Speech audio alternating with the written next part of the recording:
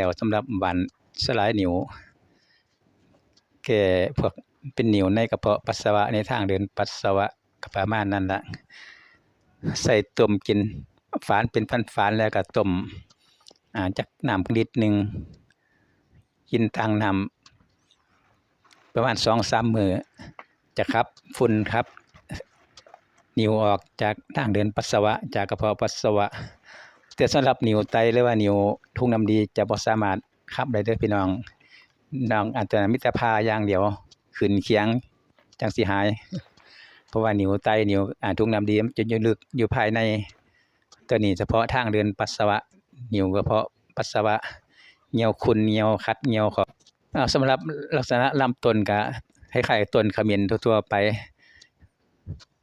กินใบนี่หอมใบหอมคล้ายๆใบขี้เหม็นขมิ้นเลยทางหน้าจะใบเรียบๆแต่ทางด้านหลังใบจะมีลักษณะพื้นขนๆจังหน่อยขนนุ่มๆทางหน้าใบเรียบๆสูงประมาณเม็ดหนึ่งหรือเม็ดกว่าๆแล้วแต่หม่องมันงามบ่งามเนาะหัวนี่ใหญ่ขนาดกินหอมวิธีใส่กระต้มกินฝานหัวหนึ่งกับฝานจาก2-3ฝานต้มกินต่างน้ำทุกมือจะชำระล้างทางเดินปัสสาวะขี้เป็นขี้ฝุ่นขี้ตมเนื่องจากกินน้ำบ่สะอาดมันเป็นตกตะกอนคล้ายๆกับหินปูนติดในท่อทางเดินปัสสาวะจับกันโดนๆก็เป็นก้อนนิ่วตัวนี้จะเป็นสีไข่ๆเข้าขี้ตมเลยเป็นก้อนหลายๆทับกับหัวไหมขีดยาวประมาณเส้นหนึ่งก็แล้วแต่ตัวหน่อยตัวใหญ่ก็ต้มกินจนกว่าจะขับออกเบิดพี่น้องปองไปท่านผู้ชมอันนี้คือหวานใส่สะพุนก็คือมีสลายนิ่วอย่างเดียวบ่เกี่ยวกับโรคอื่นปวดเขียวปวดฟันก็ใส่บ่ได้ใส่ได้สลายนิ่วเด้อพี่น้องพวกเป็นนิ่วกระเพาะปัสสาวะเหี่ยวคัดเหี่ยวของเหี่ยวขุ่นเหี่ยวเหลืองเหี่ยวอันบ่ออกใส่หวานตัวนี้ดีนักแลเคยต้มกินจนกว่าจะหายประมาณ 2-3 มื้อคราวที่เคยใช้มาเกิน3มื้อแล้วแต่จะเหนียวก่อนหน่อยก่อนใหญ่ขนาดใดเนาะพี่น้องมันจะเจ็บตรงหน้าท้องหน่อยนะกระเพาะปัสสาวะผู้เป็นนิ่วในกระเพาะปัสสาวะเจ็บเวลาเหี่ยวก็เหี่ยวบ่สุดประมาณนั้นนะเหี่ยวออกทีเด็ดทีหน่อยเหี่ยวยัดประมาณน่ะเพิ่นเอิ้นว่าเป็นนิ่วกระเพาะปัสสาวะเวลาเหี่ยวออกมันจะเป็นสีขุ่นๆคล้ายๆขี้ตมใส่หวานตัวนี้ต้มกินขับออกทีละเล็กทีละน้อยอันนี้เคยเจอกับเจ้าของมาโดยตรงเลยจึงได้เอามาปลูกไว้เพื่ออนุรักษ์ไว้เนาะสมุนไพรพื้นบ้านของหายากทุกมื้อนี่ก็ก่อนอื่นก็หาหมอก่อนล่ะ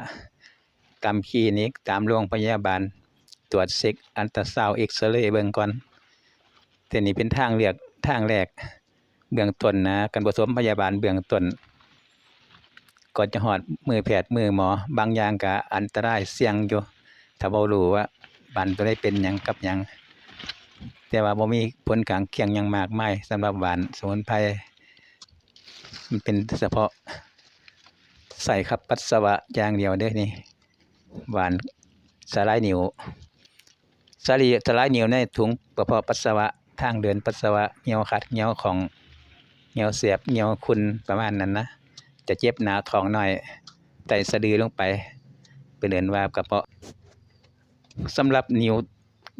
ไตหรือว่านิ่วถุงน้ำดีนี่ก็บ่สามารถสิใส่ได้ต้องขึ้นเคียงเข้าหาหมอปาดอย่างเดียวจังสิหาย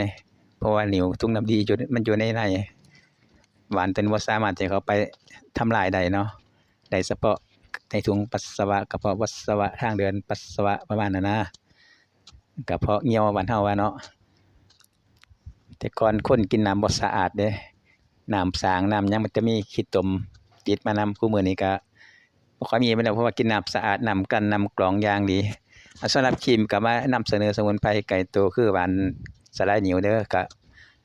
ถ้ามักตรวจสอบก็ถูกใจก็กดไลค์กดแชร์อย่าลืมกดกระดิ่งแจ้งเตือนแล้วก็ฝากติดตามต่อๆไปเด้อพี่น้องสวัสดีครับ